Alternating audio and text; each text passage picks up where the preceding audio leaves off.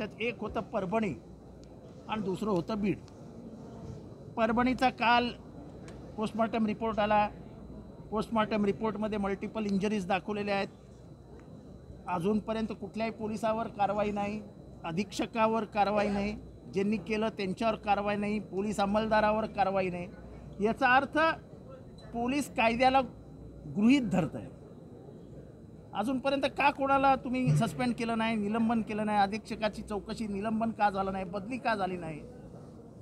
एक माणूस मारला जातो, एक विद्यार्थी मारला जातो, सुशिक्षित तिसऱ्या वर्गाला विधी न्याय विभागाच्या तिसऱ्या वर्गाला असलेला LLBचा स्टुडंट मारला जातो.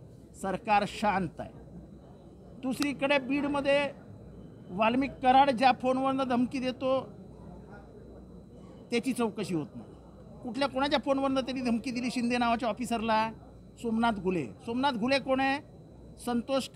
संतोष घुले जो प्रमुख आरोपी आहे, त्या कदम यांच्या देशमुख यांच्या हत्याकांडातला प्रमुख आरोपी, त्याच्या फोनवरनं धमकी देतो, 2 कोटीची खंडणी मागतो.